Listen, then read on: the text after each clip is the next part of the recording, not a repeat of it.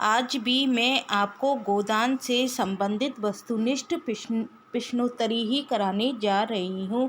सबसे पहले मैं आपको गोदान के दो मुख्य पात्रों के बारे में बताने जा रही हूँ। सबसे पहले हम देखते हैं मालती के बारे में। देखो, ये जो मालती है इसके बारे में क्या बताया गया है गोदान उपन्यास में। ये जो मालती है ये इंग्लैंड से क्या पढ़ के आती है, डॉक्टरी की पढ़ाई पढ़ के आती है। मालती इंग्लैंड से डॉक्टरी पढ़ी लिखी शिक्षित युवती बताई गई है। दूसरी जो इसकी विशेषता बताई गई है वो बताई गई है कि ये मेहता के प्रति क्या होती है, आकृष्ट होती है। तीसरी इसकी जो विशेषता बताई गई है कि यह बाहर से तितली और भीतर से क्या है, मधुमक्खी है। और चौथी जो विशेषता बताई गई है इसकी वह क्या बताई गई है कि यह प्रगतिशील चरित्र वाली युवती है। इसके अलावा मैं आपको दुनिया के बारे में भी बताती हूँ कि दुनिया की क्या विशेषताएं बताई गई हैं। जो झुनिया थी ये कौन थी? ये झुनिया गोबर की पत्नी थी। भोला की क्या थी? ये विधवा पुत्री थी। भोला की क्या थी? ये विधवा पुत्री थी। और किस जाति की थी? ये झुनिया अहीर जाति की ये कन्या थी। गोबर की ये प्रेमिका थी। गोबर की क्या थी? ये प्रेमिका थी और पत्नी थी। उन्मादनी प्रेमिका कह सकते हैं। इसके अंदर हमको सेवा भाव एवं कर्तव्य परायण की भावना दिखाई देती है। तो आज मैंने आपको दो स्त्री पात्रों के बारे में बता दिया है। एक तो मैंने आपको बताया मालती के बारे में और दूसरा बताया मैंने आपको झुनिया के बारे में। अब हम इसके ऑब्जेक्टिव टाइप के क्वेश्चन करने जा रहे हैं। कल मैं आपको और दो अन्य मुख्य पात्रों के बारे में जानकारी प्रदान करूंगी। तो मेरा जो ऑब्जेक्टिव क्वेश्चन है वह क्या है? वह गांव का मुखिया था। द्वार पर बड़ी सी चरनी थी जिस पर 10-12 गाय भैंस खड़ी सानी खा रही थी और ओसारे में एक बड़ा सा तख्त पड़ा था जो शायद 10 आदमियों से भी ना उठता। यह कथन किसके संदर्भ में कहा गया है कि कौन है जो गांव का मुखिया था जिसके द्वार पर बड़ी सी चरनी थी जिस पर 10-12 गाय भैंस खड़ी सानी खा रही थी और ओसारी में एक बड़ा सा तख्त पड़ा था जो शायद 10 आदमियों से भी ना उठता। यह कथन किसके संदर्भ में कहा गया है? भोला के संदर्भ में कहा गया है, होरी के संदर्भ में कहा गया है कि दाता दीन के संदर्भ में कहा गया है, किसके संदर्भ में कहा गया है? तो यह कथन जो कहा गया है वो भोला के संदर्भ में कहा गया है। मेरा जो दूसरा क्वेश्चन है वो क्या है? यही हाल घर घर है भैया, भाइयों की बात ही क्या यहाँ तो लड़कों से भी नहीं पटती और पटती इसलिए नहीं कि मैं किसी की कुचाल देखकर मुंह नहीं बंद कर सकता। यह कथन किसका है? यह कौन कह रहा है कि यह हाल घर घर है भैया, भाइयों की बात तो छोड़ो, लड़कों से भी नहीं पटती? और क्यों नहीं पट रही? क्योंकि उनकी कुचाल, उनकी आदतें देखकर मैं मुंह बंद करके नहीं रह सकता। तो यह कथन किसका है? भोला का है कि होरी का है? किसका कथन है? कि राय साहब का है? यह कथन किसका है? यह भोला का है कि ये आजकल लड़कों से भी नहीं पटती क्योंकि भोला की अपने लड़कों से पटती नहीं थी। क्वेश्चन नंबर 3 मेरा है दुनिया के बारे में संगत कथन है। जो झुनिया है इसके बारे में संगत कथन कौन कौन से हैं? भोला की बेटी का नाम झुनिया है तो बिल्कुल सही है कि यह कौन की बेटी थी? झुनिया की बेटी थी। किसकी बेटी थी? भोला की बेटी थी और इसका नाम क्या था? झुनिया। झुनिया का आदमी मुंबई में दूध की दुकान करता था। बिल्कुल सही है, इसका जो पहला आदमी था वो मुंबई में दूध की दुकान करता था। उन दिनों वहाँ हिंदू मुसलमान में दंगा हुआ तो किसी ने झुनिया के आदमी के पेट में छुरा भोंक दिया। ये बात भी बिल्कुल सही है। झुनिया का दूसरा विवाह गोबर के साथ हुआ तो ये बात भी बिल्कुल सही है। तो ये तीनों ही कथन क्या है? संगत कथन है। हमसे पूछे जा सकते हैं। झुनिया के बारे में हमको संपूर्ण जानकारी मालूम होनी चाहिए। अगला क्वेश्चन मेरा है उसकी आंखें उसी गाय पर लगी हुई थीं और मन ही मन में मुक्त हुआ जाता था। गाय इतनी सुंदर और सुडौल है इसकी उसने कल्पना भी ना की थी। यह कथन किसके संदर्भ में आया है? उसकी आंखें उसी गाय पर लगी हुई थी। किसकी आंखें लगी हुई थी? गोबर की कि होरी की कि धनिया की? किसकी आंखें लगी हुई थी? तो इसमें जो आंसर आएगा वो आएगा गोबर, क्योंकि गोबर की आंखें उसी गाय पर लगी हुई थी और मन ही मन में मुक्त हुआ जाता था। गाय इतनी सुंदर और सुडौल है कि इसकी उसने कल्पना भी नहीं की थी। अगला क्वेश्चन मेरा है, तुम हमारे मेहमान हो कहोगे, एक लोटा पानी भी किसी ने ना दिया है। यह कथन किसने किससे कहे? तुम हमारे मेहमान हो कहोगे, झुनिया गोबर से क्या कह रही है कि तुम तो हमारे मेहमान हो, यदि हम तुम्हारी सेवा नहीं करेंगे तो तुम क्या कह दोगे कि एक लोटा पानी भी किसी ने नहीं दिया था। तो यह कथन कौन कह रहा है? झुनिया गोबर से कह रही है कि झुनिया होरी से कह रही है कि झुनिया भोला से कह रही है? इस तरह के ऑप्शन हमारे पेपर में मिलेंगे। तो कौन कह रहा है? झुनिया ने गोबर से कहा था। घरनी के बिना घर नहीं रहता भैया, पुरानी कहावत है। नाटन खेती बहुरियन घर, नाटे बैल क्या खेती करेंगे और बहुएं क्या घर संभालेंगी? यह कथन किसने किससे कहे? घरनी के बिना घर नहीं रहता भैया, ये कौन कह रहा है? ये भोला कह रहा है। और किससे कह रहा है? होरी से कह रहा है। क्यों कह रहा है? क्योंकि उसकी पहली पत्नी मर गई थी और वह दूसरी शादी करना चाहता था। उसके 2 लड़के थे, तो वो लड़कों की शादी हो चुकी थी, तो वो क्या कहता है, क्या बहुएं घर संभालेंगी? बहुएं घर नहीं संभाल सकती, इसलिए वो होरी से क्या कहता है कि तुम मेरी सगाई कहीं पर करवा दो। अगला क्वेश्चन मेरा है, मैंने ऐसी चाल सोची है कि गाय सेत मेत में हाथ आ जाए। कहीं बोला कि सगाई ठीक करनी है, बस 2-4 मन भूसा तो खाली अपना रंग जमाने को देता हूँ। यह कथन किसका है? कौन कह रहा है कि मैंने ऐसी चाल सोची है कि गाय सेत मेत में हाथ आ जाए? कहीं बोला कि क्या करनी है? सगाई करनी है, बस 2-4 मन भूसा तो मैं क्यों देता हूँ? उसको अपना रंग जमाने के लिए देता हूँ। यह कथन किसका है? होरी का है कि धनिया का है कि राय साहब का है? किसका है? तो ये कथन होरी का है। जिसने गोदान उपन्यास अच्छी तरह से पढ़ रखा होगा वह इसका आंसर आसानी से दे देगा। अगला क्वेश्चन मेरा है, ये मैं जानता हूँ लेकिन उसकी भलमनसी को तो देखो, मुझसे जब मिलता है तेरा बखान ही करता है। ऐसी लक्ष्मी है, ऐसी सलीकेदार है। यह कथन किसने किससे कहे? ये मैं जानता हूँ लेकिन उसकी भलमानसी को तो देखो, वो किससे कह रहा है? धनिया से कह रहा है कि जब भी वो मुझको मिलता है ना तो वो तेरे बारे में ही बातें करता है कि ऐसी लक्ष्मी है, ऐसी सलीकेदार है।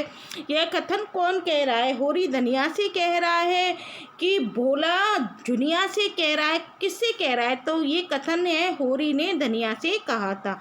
या तो किसी को नेवता ना दो और दो तो भरपेट खिलाओ, तुम्हारे पास फूल पत्र लेने थोड़े ही आए हैं। यह कथन किसका है? यह कथन कौन कह रहा है? या तो किसी को नेवता ना दो और दो तो भरपेट खिलाओ, तुम्हारे पास फूल पत्र लेने थोड़े ही आए हैं। यह कथन धनिया कह रही है कि झुनिया कह रही है कि चुईया कह रही है? कौन कह रही है? तो यह कथन कौन कह रही है? धनिया कह रही है और होरी से कहती है। किसके प्रति कह रही है? भोला के प्रति कह रही है। यह तो अच्छी दिल लगी है। अगला क्वेश्चन मेरा है, यह तो अच्छी दिल लगी है कि अपना माल भी दो और उसे घर तक पहुंचा भी दो, लाद दे लदा दे लादने वाला साथ कर दे। यह कथन किसका है? यह कथन कौन कह रहा है? धनिया कह रही है कि झुनिया कह रही है? कौन कह रहा है? तो यह कथन धनिया कह रही है। और किससे कह रही है? होरी से कह रही है। क्यों कह रही है? क्योंकि भूसा क्या है, वो भोला के घर तक पहुंचा कर आते थे, तो इसी बात को वो कहती है। यह तो अच्छी दिल लगी है कि अपना माल भी दो और उसे घर तक पहुंचा भी दो, लाद दे लदा दे लादने वाला साथ कर दे। यह कथन किसका है? यह कथन धनिया का है। अगला मेरा जो क्वेश्चन है वह है, यह सब कहने की बातें हैं, हम लोग दाने दाने को मोहताज हैं, देह पर साबित कपड़े नहीं हैं, चोटी का पसीना एड़ी तक आता है तब भी गुजर नहीं होती। यह कथन किसका है? यह कौन कह रहा है कि हम लोग दाने दाने को मोहताज हैं, देह पर साबित कपड़े भी नहीं है? गोबर कहता है कि सोना कहती है कि रूपा कहती है? इस बात को कौन कहता है? इस बात को कहता है गोबर कहता है। भगवान सबको बनाकर भगवान सबको बराबर बनाते हैं। यहाँ जिसके हाथ में लाठी है वह गरीबों को कुचलकर बड़ा आदमी बन जाता है। यह कथन किसका है? यह कथन कौन कह रहा है? गोबर कह रहा है। और किससे कहता है? होरी से कहता है कि भगवान तो सबको बराबर बनाकर भेजते हैं। यहाँ जिसके हाथ में लाठी है वह गरीबों को कुचलकर क्या बन जाता है? बड़ा आदमी। तो यह कथन किसका है? गोबर का है कि राय साहब का है कि होरी का है? तो यह कथन किसका है? गोबर का है और होरी से वो कहता है। गाय नहीं वह दे रहा था, इन्हें गाय दे देगा। आंख में अंजन लगाने को कभी चुल्लू भर दूध तो भेजा नहीं, गाय दे देगा। यह कथन किसने किसके संदर्भ में कहे? गाय नहीं वह दे रहा है। गाय कौन दे रहा था? होरी को भोला दे रहा था। और क्यों दे रहा था? क्योंकि होरी उसकी सगाई करवाने वाला था। इस प्रलोभन में आकर भोला उसको गाय दे रहा था। तो धनिया इसकी प्रतीक क्या कहती है? अंजन लगाने को कभी चुल्लू भर दूध तो भेजा नहीं, गाय दे देगा। यह कथन किसने कहा था? यह कथन धनिया ने कहा था। और किसके संदर्भ में कह रहा है? ये नहीं पूछ रहा क्वेश्चन में कि किसको कह रहा है, क्वेश्चन पूछ रहा है किसके संदर्भ में कह रहा है। तो वो भोला के प्रति कह रही है इस बात को। और दूसरा ऑप्शन हमको मिल जाता, धनिया ने होरी के प्रति कह रही है। तो अधिकतर लोग इसको कर आते, वो होरी से यह बात तो कह रही है लेकिन किसके संदर्भ में कह रही है? भोला के प्रति कह रही है। तो हमारा आंसर क्या आएगा? धनिया ने भोला के प्रति कहा था। और यह बात किससे कही थी? होरी से कही थी। अगला क्वेश्चन है, बड़े आदमियों की हाँ में हाँ मिलाने पर कुछ ना कुछ आनंद तो मिलता ही है, नहीं लोग मेंबरी के लिए क्यों खड़े हों। यह कथन किसने किससे कहे? जब होरी राय साहब के बारे में उनसे बातें करता है गोबर से, तो गोबर कहता है कि हाँ, इस बात को मैं जानता हूँ कि बड़े आदमियों की हाँ में हाँ मिलाने पर कुछ ना कुछ आनंद तो मिलता ही है, नहीं लोग मेंबरी के लिए क्यों खड़े हों। यह कथन किसने कहे थे? गोबर ने कहे थे। और किससे कहे थे? होरी से कहे थे। दूसरा ऑप्शन आ सकता है गोबर ने राय साहब से कहे थे। तीसरा ऑप्शन आ सकता है गोबर ने धनिया से कहे थे। तो ये कथन किसने कहा था? गोबर ने होरी से कहा था। अगला क्वेश्चन है, तू कह दे कि सोना तो सूखी पत्ती की तरह पीला होता है, रूपा तो उजला होता है जैसे सूरज। यह कथन किसने किससे कहे? तू कह दे कि सोना तो सूखी पत्ती की तरह पीला होता है। गोबर की कितनी बहनें थी? 2 बहनें थी, सोना और रूपा। सोना और रूपा जब आपस में लड़ाई कर रही थी तो उनकी लड़ाई के बीच में गोबर क्या बोलता है रूपा से कि तू सोना से कह दे कि सोना तो क्या होता है? सूखी पत्ती की तरह पीला होता है, रूपा तो क्या होती है? उजली होती है जैसे सूरज। यह कथन किसने किससे कहे? गोबर ने रूपा से कहे थे। अब अगला क्वेश्चन है, अब तुमसे बहस कौन करे भाई? जायदाद किसी से छोड़ी जाती है कि भाई छोड़ देंगे? हमें को खेती से क्या मिलता है? एक आने नफरी की मजदूरी भी तो नहीं पड़ती। यह कथन किसने किससे कहे? तो अब जो वो होरी किससे बहस किससे कहता है? इस बात को गोबर से कहता है। और गोबर से क्या कह रहा है? अब तुमसे बहस कौन करे भाई? जायदाद कोई नहीं छोड़ता है तो भाई क्यों छोड़ देंगे? हम ही को देखो खेती से क्या मिलता है, एक आने नफरी की मजदूरी भी नहीं पड़ती। यह कथन कौन कह रहा है? होरी कह रहा है और गोबर से कह रहा है। ऑप्शन में आ जाएगा होरी राय साहब से कहते हैं, धन्ना गोविंदी से कहता है। तो इस कथन को कौन कह रहा है? होरी ने गोबर से कहा था। अगला क्वेश्चन मेरा है, मैं तो कभी कभी सोचता हूँ कि अगर सरकार हमारे इलाके छीन कर हमें अपनी रोजी के लिए मेहनत करना सिखा दे तो हमारे साथ महान उपकार करे। और यह तो निश्चय है कि अब सरकार भी हमारी रक्षा ना करेगी। यह कथन किसका है? यह कथन कौन कह रहा है? राय साहब कह रहे हैं कि होरी का कथन है कि गोबर का कथन है? यह कथन किसका है? राय साहब का है, क्योंकि राय साहब को मालूम चल गया है कि जमींदारों की अस्थि अब मिटने वाली है। तो वो कहते हैं कि मैं तो कभी कभी सोचता हूँ कि अगर सरकार हमारे इलाके छीन कर हमें अपनी रोजी के लिए मेहनत करना सिखा दे तो वो हमारे साथ क्या करेगी? महान उपकार करेगी। और यह तो निश्चय है कि अब सरकार हमारी रक्षा ना करेगी क्योंकि जमींदारों के दिन भी समाप्त होने वाले हैं। तो यह कथन कौन कह रहा है? राय साहब कहते हैं। अगला क्वेश्चन है, जब तक संपत्ति की यह बेड़ी हमारे पैरों से ना निकलेगी तब तक यह अभिशाप हमारे सिर पर मंडराता रहेगा। हम मानवता का वह पद ना पा सकेंगे जिस पर पहुंचना ही जीवन का अंतिम लक्ष्य है। यह कथन किसका है? राय साहब का है कि होरी का है कि गोबर का है? तो यह कथन किसका है? राय साहब का है। राय साहब क्या कहते हैं कि जब तक संपत्ति की ये जो बेड़ी है हमारे पैरों से ना निकलेगी तब तक यह अभिशाप क्या होगा? हमारे सिर पर मंडराता रहेगा। हम मानवता का वह पद ना पा सकेंगे जिस पर पहुंचना ही क्या होता है? जीवन का अंतिम लक्ष्य होता है। यह कथन किसका है? राय साहब का है। अगला क्वेश्चन है, अभी यह कैसी कैसी नीति और धर्म की बातें कर रहे थे और एकाएक इतने गर्म हो गए? यह कथन होरी किसके संदर्भ में विचार कर रहा था?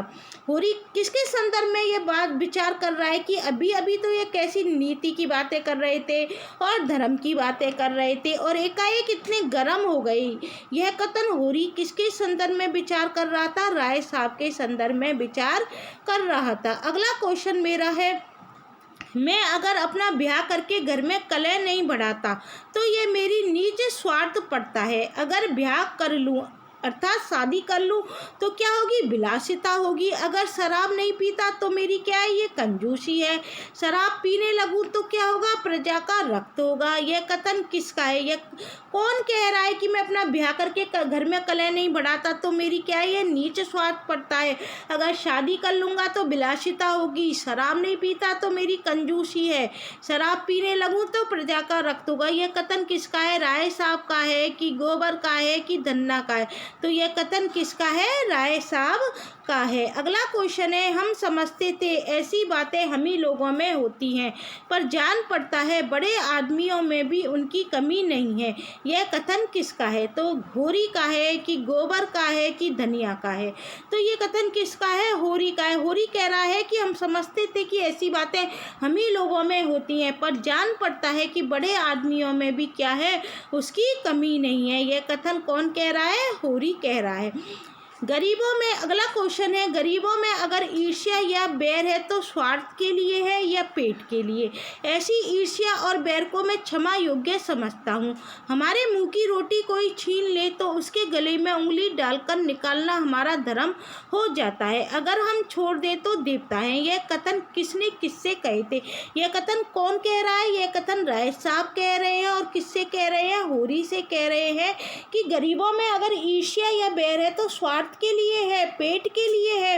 ऐसी ईर्ष्या और बैर को मैं क्या समझता हूँ? क्षमा योग्य समझता हूँ।